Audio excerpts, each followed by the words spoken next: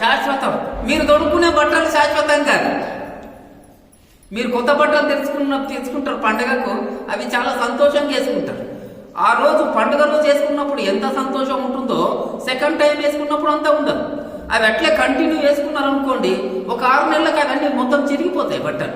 కాబట్టి మీరు శాశ్వతం కానీ బట్టలు శాశ్వతం కాదు. ఇక్కడ ఆత్మ శాశ్వతం కానీ శరీరాలు శాశ్వతం కాదు.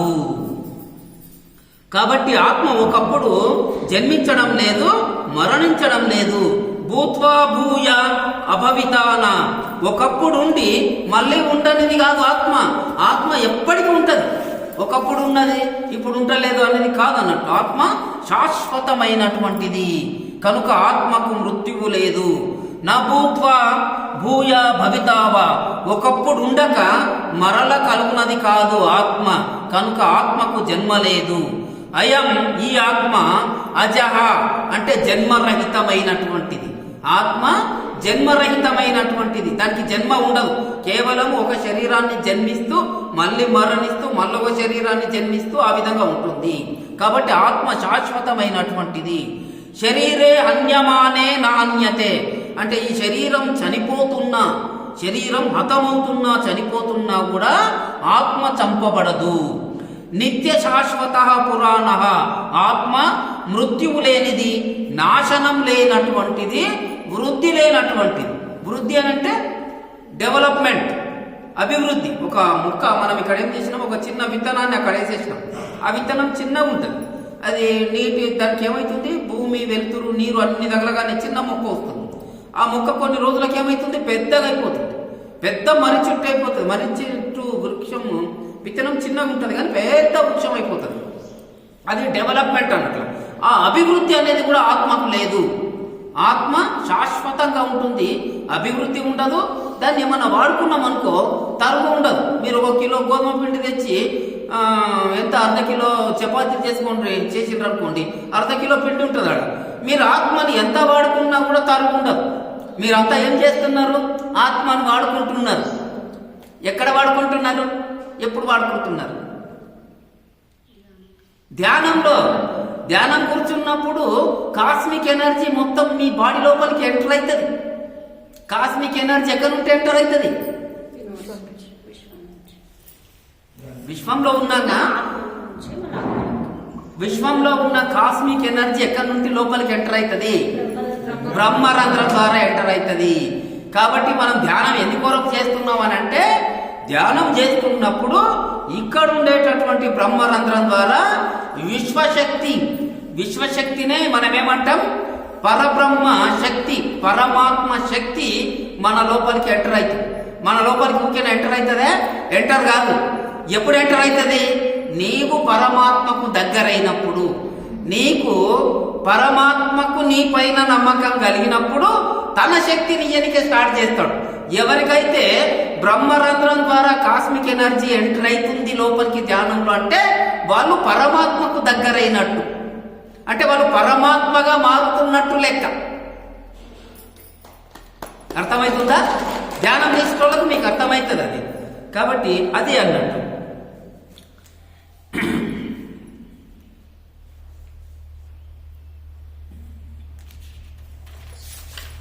22వ శ్లోకం. వాసాంసి జీర్ణాని యదా విహాయ,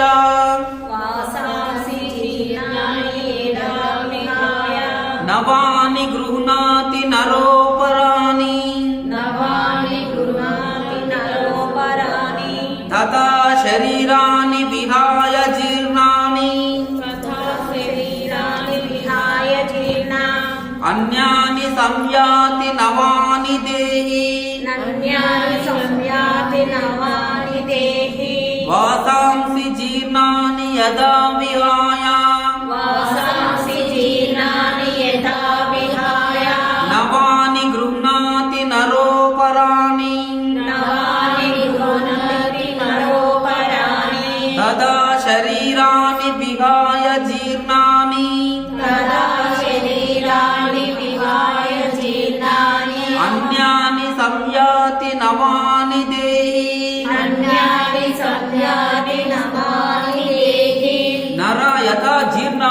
వాసాంసి విహాయ, మనుషుడు ఏ విధంగా, ఇంతకు ముందే చెప్పిన నేను, మనుషుడు ఏ విధంగా జీర్ణమైన వస్త్రాలను వదిలి అపరాని నవాని గృహ్ణాతి, అన్యమైన నూతన వస్త్రాలను గ్రహిస్తాడో తత అదే విధంగా దేహి జీర్ణాని శరీరాన్ని విహాయి, ఆత్మ జీర్ణమైన దేహాలను త్యజించి అన్యాని నవాని సంయాతి, అంటే ఇతరమైన నూతన దేహాలను పొందుతుంది అనంటే ఈ శరీరం జీర్ణమైన తర్వాత ఆత్మ దీన్ని వదిలేస్తుంది. పాము కుబుసం ఎట్లా వదిలేసి కొత్త కుబుసం ఏర్పరచుకుంటుందో ఈ శరీరం ముసలిగా అయిపోయిన తర్వాత నేను ఈ శరీరంలో ఉండగలనని చెప్పి దీన్ని వదిలేసి మళ్ళీ కొత్త శరీరాన్ని ఆత్మ ధరిస్తుంది. ఏ విధంగా అయితే మనుషుడు జీర్ణమైనటువంటి వస్త్రాలను వదిలేసి నూతన వస్త్రాలను ఏ విధంగా ధరిస్తాడో అదే విధంగా ఆత్మ కూడా జీర్ణమైన శరీరాలను వదిలేసి నూతన శరీరాలను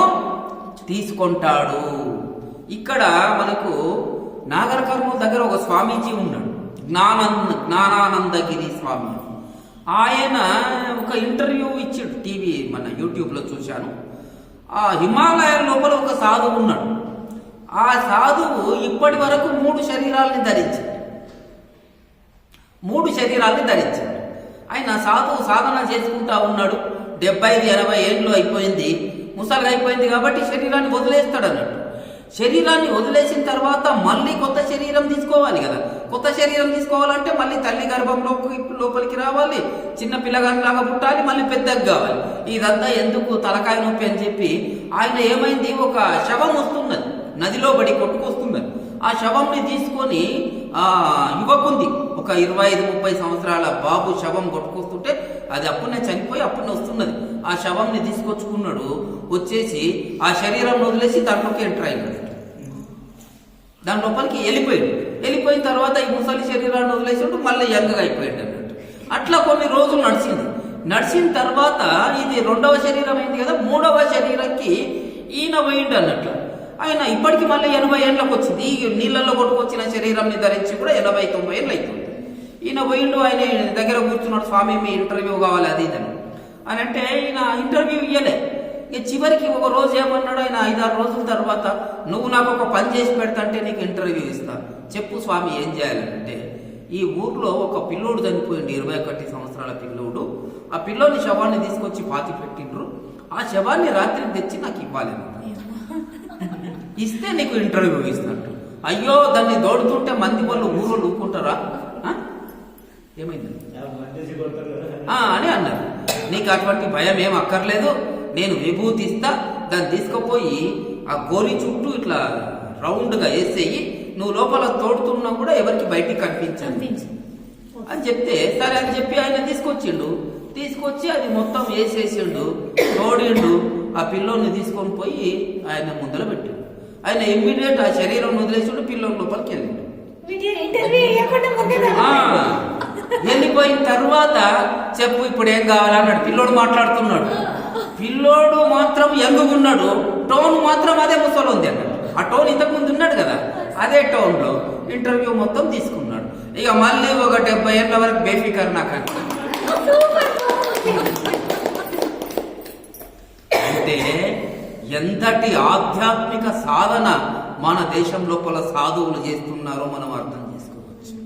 మనము కేవలము ఒక 5-10 నిమిషాలు ధ్యానం చేయడానికి కిందికి మీనికి అవుతాం, కానీ ధ్యానం వల్ల ఎంతటి గొప్ప ఫలితాలు, అద్భుతాలు జరుగుతాయి. మీకు అంతా తెలుసు, ఆదిశంకరాచార్య సినిమా చూసిండ్రా? జగద్గురు ఆదిశంకరాచార్య సినిమా చూడలేదా? చూడండి. అందులోపల శంకరాచార్యుల వారికి ఒక పండితునికి ఇది జరుగుతుంది, వాదోపవాదాలు జరుగుతాయి. జరిగిన తర్వాత అన్నిట్లో ఈయన సమాధానాలు చెప్తాడు. కానీ ఈయన బ్రహ్మచారి కదా, కాబట్టి నీకు సంసార సుఖం తెలియదు, కాబట్టి నువ్వు ఫెయిల్ అని చెప్తుంది ఆమె, ఆయన భార్య వచ్చి.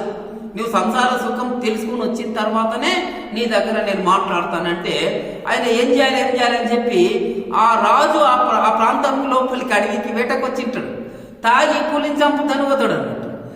పులిని చంపుతాను పోతే ఆ పులి ఊకుంటుందా, వచ్చి రాజుని చంపేస్తుంది. ఇక రాజు చనిపోతాడు. భటులంతా అయ్యో పాపం రాజు చనిపోయాని బాధపడుతుంటారు, వెళ్ళిపోతారు వాళ్ళిగా. అప్పుడు ఈయన ఏం చేస్తాడు, శంకరాచార్యుడు తన శరీరాన్ని పక్కలో పెట్టేసి శిష్యులకు చెప్తాడు, నేను కొన్ని రోజులకు వస్తాం, 3 నెలలు 4 నెలలు, అంతవరకు ఈ శరీరాన్ని కాపాడండి అని చెప్పి అందులోకి వెళ్ళి వచ్చి రాజు శరీరంలో దొరుకుతాడు. లేచి కూర్చుంటాడు, రాజు అయి మళ్ళీ వచ్చేస్తాడు. వచ్చి రాజ్యంలో ఉండి 3-4 నెలలు రాజ్య పరిపాలన చేసి అన్ని సుఖాలు అనుభవించి మళ్ళీ ఆ శరీరాన్ని వదిలేసి మళ్ళీ ఈ శరీరంలోకి వస్తాడు. దీనిని పరకాయ ప్రవేశం అంటామని. అంటే ఆత్మ అనేది నేను ఆత్మని అని చెప్పడానికి ఇవన్నీ ఎగ్జాంపుల్. రమణ మహర్షి ఉన్నాడు. రమణ మహర్షి ఇంటర్మీడియట్ చదివేటప్పుడే వాళ్ళ నాన్న చనిపోతాడు. ఆ బాబు ఏడుస్తుంటాడు, అందరు పట్టుకొని ఏడుస్తాడు, మీ నాయన చనిపోయాడు, మీ నాయన చనిపోయాడు అని ఏడుస్తుంటే నాయన ఉన్నాడు కదా అక్కడ వండబెట్టిండ్రు, ఆయన మాట్లాడాడు, ఏం చేయడు, తీసుకుపోయి మనం ఆయనని కాల్ చేస్తామని అంటే ఆయన బాధపడడు, ఏం చేయడు, ఇంటి పైకి ఎక్కి నేను కూడా చనిపోగలుగుతానని పనుకొని ట్రై చేస్తే ఆయన ఆత్మ బయటికి వచ్చేది.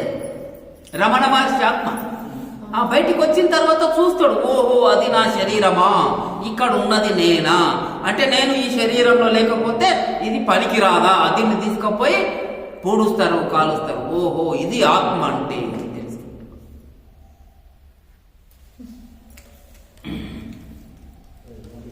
23వ శ్లోకం. నైనం చిందంతి శస్త్రాణి నైనం దహతి పావకః నచైనం క్లేదయంత్యాపో నశోషయతి మారుతః నైనం చిందంతి శస్త్రాణి నైనం దహతి పావకః నచైనం క్లేదయంత్యాపో నశోషయతి మారుతః ఏవం శస్త్రాన్ని నచిందంతి. ఈ ఆత్మను శస్త్రాలు ఛేదించలేవు. మనం కూరగాయలు కట్ చేసినట్లు ఆత్మను కట్ చేద్దామంటే కత్తితో ముక్కలు ముక్కలు కాదు ఆత్మ. తరువాత పావకః ఏవం న దహతి, అగ్ని దీనిని దహించలేదు. అగ్ని ఏం చేస్తుంది, దీనిని దహించలేదు, కాల్చలేదు. అందుకే కుంభమేళలోకి వచ్చినటువంటి సాధువులు కొంతమంది అగ్నిలో వండుకుంటున్నారు. అగ్నిలో వండుకున్నా కూడా వాళ్ళు కాలిపోతలేరు. ఎందుకు కాలిపోతలేరు? ఎందుకు కాలిపోతలేరు చెప్పండి. ఎందుకు కాలిపోతలేరు అంటే పంచభూతాలను శాసించే శక్తి వాళ్ళకు వచ్చింటది. నా చుట్టూ ఇప్పుడు అగ్ని పెట్టినా కూడా నేను కాలను అని అనుకుంటే కాలను అన్నట్టు. కాబట్టి ఆ పంచభూతాలను శాసించే శక్తి కేవలం ధ్యానం ద్వారానే వస్తుంది. అటువంటి శక్తి వచ్చిన వాళ్లకు ఏమవుతుంది అని అంటే అగ్ని వాళ్ళ శరీరాన్ని కాల్చదు. శరీరాన్ని కాల్చదు అని అంటే ఆత్మని కూడా కాల్చదు. అగ్ని ఆత్మను కాల్చలేదు. అదే విధంగా ఏవం ఆపచ నక్లేదయంతి, నీళ్లు దీనిని తడపలేవు. ఆత్మను తీసుకుపోయి బట్టలు ఉతికినట్ల నీళ్ళల్లో ఇట్లా ఉతుకుదామని తడిపితే కూడా అది తడవదు. నీళ్లు దాన్ని తడపలేవు. మారుత నశోషయతి, అది అసలు తడవనే తడవది. దాన్ని ఎండ ఎట్లా పెడతాం? ఇక ఎండ పెట్టడానికి వీలు లేదు. ఫ్యాన్ వేసి గాలికి ఆరబెడదామా లేకుంటే ఎండలేద్దామని అంటే అది తడిస్తే కదా ఎండబెట్టడానికి. కాబట్టి ఆత్మను ఎండింపలేము, తడపలేము. తర్వాత దానిని అగ్నితోన కాల్చి బూడిద చేయలేము. చాకు తీసుకొని దాన్ని చిన్న చిన్న పీసెస్ గా కట్ చేయలేము.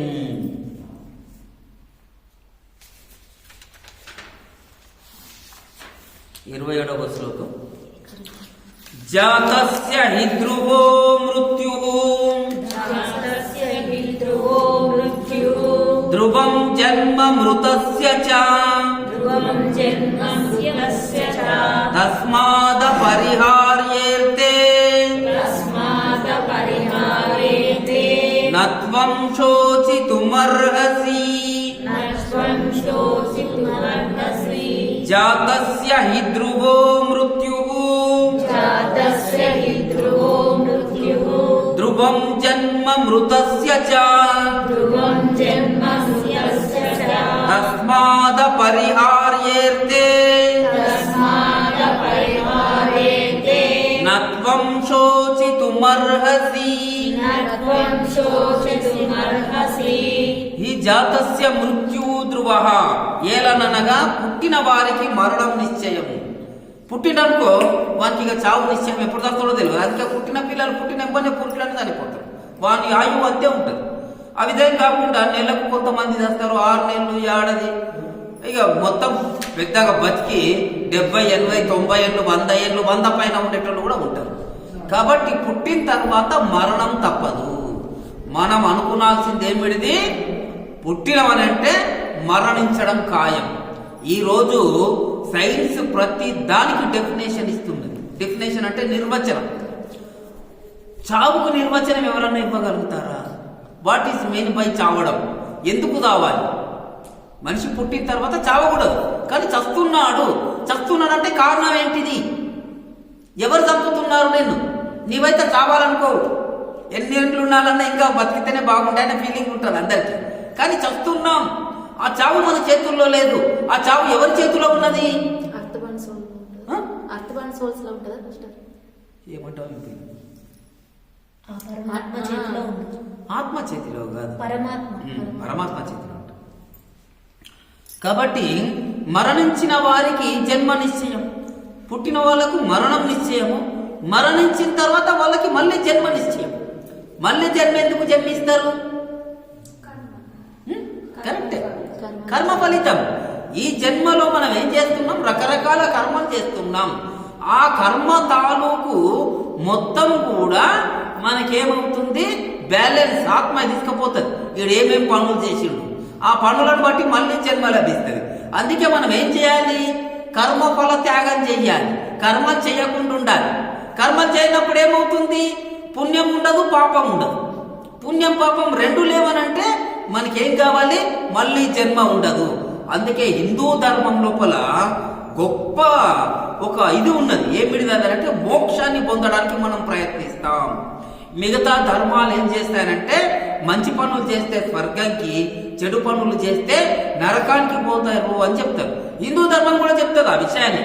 మంచి పనులు చేస్తే స్వర్గంకి, చెడు పనులు పోతే నరకానికి. కానీ మిగతా ధర్మాలు మోక్షం గురించి చెప్పవు. కేవలం హిందూ ధర్మం మాత్రమే మోక్షం గురించి చెప్తారు. మన పరమ లక్ష్యం ఏమిటిది? మోక్షాన్ని పొందడం. మామూలుగా పల్లెటూర్లలో జనాలు కూడా అంటారు, పిల్లలు పెళ్లి చేసుకుంటారంటారే, పెళ్లి చేసుకోరా మోక్షం కానీ కూడా అవుతావు అంటారు, తిడతారు వాళ్ళు. అంటే వాళ్ళకి తెలియదు మోక్షం అంటే ఏమిటితో, కానీ పెళ్లి చేసుకోమంటారు. పెళ్లి ఎందుకు చేసుకోమంటారు అని అంటే మోక్షం పొందాలని చేసుకోవాలి. మోక్షం కానవరా పెళ్లి చేసుకోంటారు వాళ్ళకి. ఎందుకు పెళ్లి చేసుకోవాలి అంటే పెళ్లి మంత్రాల్లో ఏం చెప్తారు? ధర్మేచ అర్థేచ కామేచ మోక్షేచ నాతి చరామి. నాతి అంటే ఎవరు? స్త్రీ. ఈ భార్యను ఎవరినైతే నేను పెళ్లి చేసుకుంటున్నానో ఈమె నేను ఎందుకొరకు పెళ్లి చేసుకుంటున్నా? ధర్మేచ ధర్మబద్ధమైన జీవితం గడపడానికి కొరకు పెళ్లి చేసుకుంటున్నా. అర్థేచ ధర్మబద్ధంగా సంపాదించడానికి కొరకు, డబ్బు సంపాదించడానికి ఈమెను పెళ్లి చేసుకుంటున్నా. కామేచ అంటే ఈ యొక్క సంసారం లోపల కావలసిన కోరికలన్నింటినీ ధర్మబద్ధంగా తీర్చుకోవడానికే ఈ యొక్క పెళ్లి చేసుకుంటున్నా. మోక్షేచ చివరికి దేని కొరకు చేసుకుంటున్న పెళ్లి? మోక్షాన్ని పొందడానికి కొరకు. అంటే హిందువుల పరమ లక్ష్యం స్వర్గంకి పోవడం కాదు, నరకంకి పోవడం కాదు. ఏమిటిది? మోక్షాన్ని పొందడం. మోక్షం అంటే ఏమిటిది? మోక్షం అని అంటే ఆనందం, శాశ్వతమైనటువంటి ఆనందం. శాశ్వతమైన ఆనందం ఎక్కడుంటది? పరమాత్మలో ఉంటది. పరమాత్మ ఎవరు? శాశ్వతమైనటువంటి ఆనంద స్వరూపమే పరమాత్మ. అంటే నువ్వేం కావాలి? పరమాత్మగా మారాలి. పరమాత్మగా మారితే నీకేమొస్తుంది? శాశ్వతమైన ఆనందం వస్తుంది. శాశ్వతమైన ఆనందం ఎప్పుడైతే నీకు వస్తుందో, ఎప్పుడైతే నువ్వు పరమాత్మగా మారుతావో అప్పుడు నిన్ను పరమాత్మ తనలో ఐక్యం తీసుకుంటాడు. అప్పుడు నీకు మళ్ళీ జన్మలు ఉండవు, జనన మరణ చక్రాలు ఉండవు. మళ్ళీ నీవు ఒక మనిషిగానో, పిల్లిగానో, కుక్కనో, ఎలకగానో ఎక్కడ పుట్టే అవకాశాలు ఉండవు. నీకు మోక్షం పొందడం అని అంటే పరమాత్మలో లీనం కావడం, పరమాత్మగా మారిపోవడం. దట్ ఈస్ మోక్షం. తస్మాత్ అపరిహార్య అర్థే కాబట్టి తప్పింప శక్యం కాని విషయం గూర్చి నీవు దుఃఖించడానికి తగవు అర్జున. ఈ మరణించడము తర్వాత పుట్టడము ఇవి రెండు కూడా తప్పవు. కాబట్టి ఇక్కడ వచ్చిన యుద్ధానికి వచ్చినటువంటి వాళ్ళంతా కూడా నీవు తప్పకుండా వాళ్ళు చనిపోతారు ఏజ్ అయిన తర్వాత. కాబట్టి వాళ్ళ గురించి నీవెందుకు బాధపడతావు? చంపుతున్నానని చెప్పి వాళ్ళెవరు కూడా బ్రతకడానికి అర్హులు కాదు. ఈ యుద్ధంలో నువ్వు చంపాల్సిందే. పుట్టినోళ్ళంతా చావడానికే, చచ్చేటోళ్ళంతా పుట్టడానికే, ఇది కామన్. దాని గురించి నువ్వు బాధపడాల్సిన అవసరము లేదు అని అంటున్నాడు. అవ్యక్తాదీని భూతాని వ్యక్త మధ్యాన్ని భారత అవ్యక్త నిదానన్యేవా తత్ర కా పరిదేవనా అవ్యక్త దీని భూతాని వ్యక్త మధ్యాన్ని భారత అవ్యక్త నిదానన్యేవా తత్ర కా పరిదేవనా భారత భూతాన్ని అవ్యక్త ఆదిని. అర్జున, ప్రాణుల శరీరాలు ఉత్పత్తికి పూర్వం అవ్యక్తమైనవి.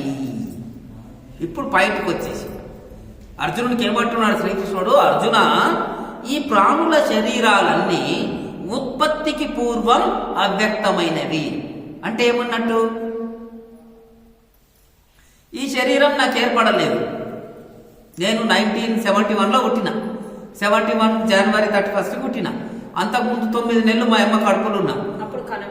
అప్పుడు ఈ శరీరం ఉన్నది కానీ నా ఆత్మ లేదు.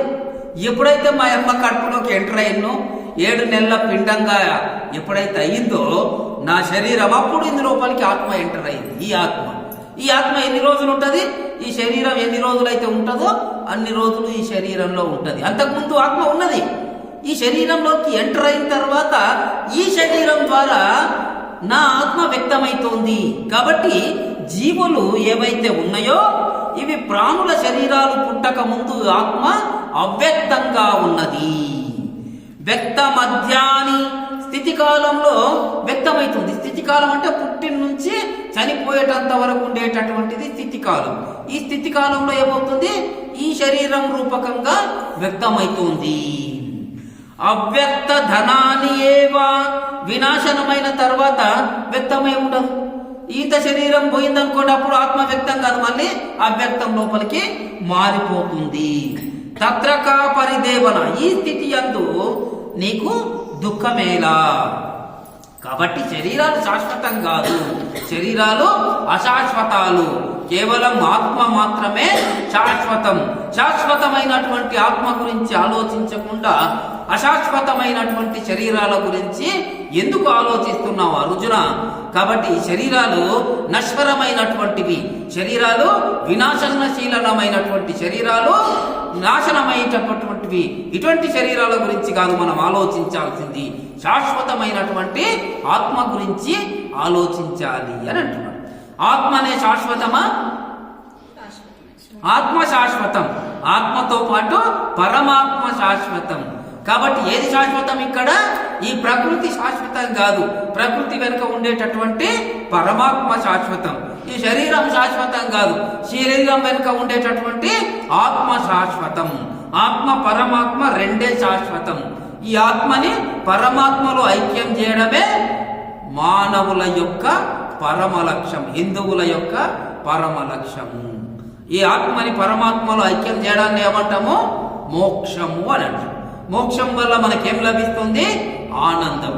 అయితే ఆ మోక్షం వల్ల లభించే ఆనందము ఈ శరీరం లోపల ఉండే ఆత్మను తీసుకుపోయి కలిపేటప్పుడే కాదు.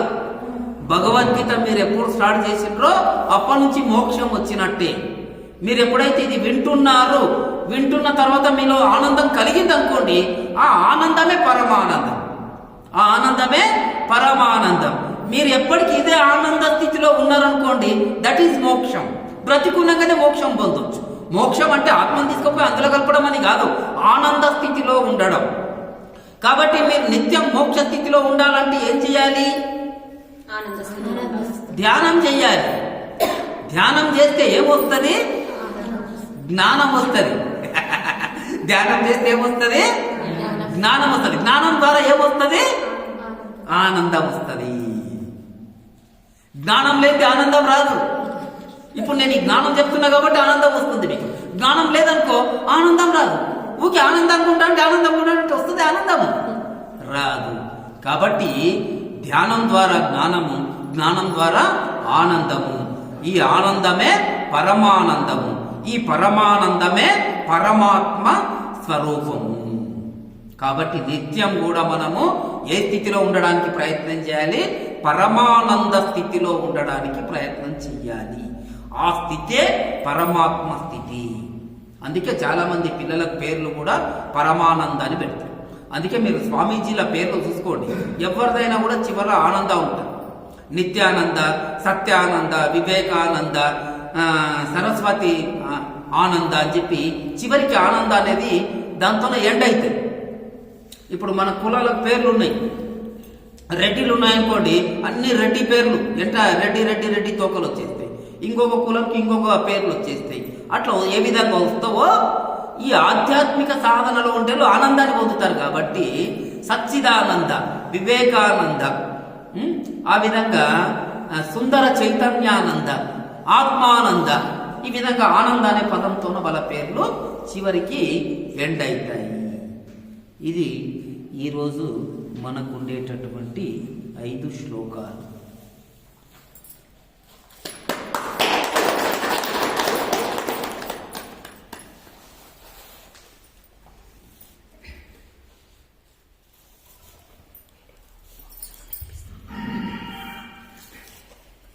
ఇంత అద్భుతంగా వివరించినందుకు thank you sir, thank you so much. ఈరోజు చెప్పిన శ్లోకంలో మొదటి శ్లోకం సార్, భగవద్గీత 2వ అధ్యాయం 20వ శ్లోకం. న జాయేతే మ్రియతే వా కదాచిత్ నాయం భూత్వా భవితా వా న భూయః అజో నిత్యః శాశ్వతోయం పురాణో నా అన్యతే అన్యమానే శరీరే. మరి ఒకసారి శ్లోకం. న జాయేతే మ్రియతే వా కదాచిత్ నాయం భూత్వా భవితా వా నా భూయః అజో నిత్యః శాశ్వతోయం పురాణో నా అన్యతే అన్యమానే శరీరే. తాత్పర్యం, ఆత్మ పుట్టేది కానీ చనిపోయేది కానీ కాదు. అలాగని ఒకప్పుడు ఉండేది మరొకప్పుడు ఉండనిది కూడా కాదు. ఆత్మ జనితమైనది కాదు, ఎప్పుడూ ఒకేలాగా ఉండేది, నాశనం లేనిది, సనాతనమైనది. అది చంపదు, చంపబడదు. దేహం నశించిన ఆత్మ నశించదు. భగవద్గీత 2వ అధ్యాయం 22వ శ్లోకం. వాసాంసి జీర్ణాని యదా విహాయ నవాని గృహ్ణతి నరోపరాణి తథా శరీరాని విహాయ జీర్ణాన్యన్యాని సంయాతి నవాని దేహి. వాసాంసి జీర్ణాని యథా విహాయ నవాని గృహ్ణతి నరోపరాణి తథా శరీరాని విహాయ జీర్ణాన్యన్యాని సంయాతి నవాని దేహి. తాత్పర్యం, చిరిగిపోయిన బట్టలను వదిలి మనం నూతన వస్త్రాలను ధరిస్తున్నట్లే నిరుపయోగమైన శరీరాన్ని వదిలి ఆత్మ కొత్త దేహంలోకి ప్రవేశిస్తుంది.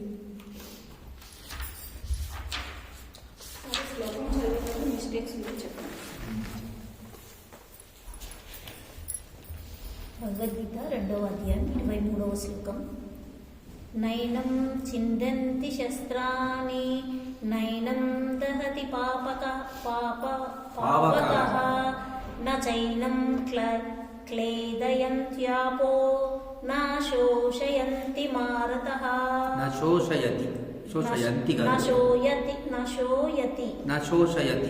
నశోషయతి మారుతః. మరొకసారి. నైనం చిందంతి శస్త్రాణి నైనం దహతి పావకః న చైనం క్లేదయంత్యాపో నాశోషయతి మారుతః. తాత్పర్యం: ఈ ఆత్మను శస్త్రాలు ఛేదించలేవు, అగ్ని దహించలేదు, నీరు తడపలేదు, గాలి ఆరబెట్టలేదు.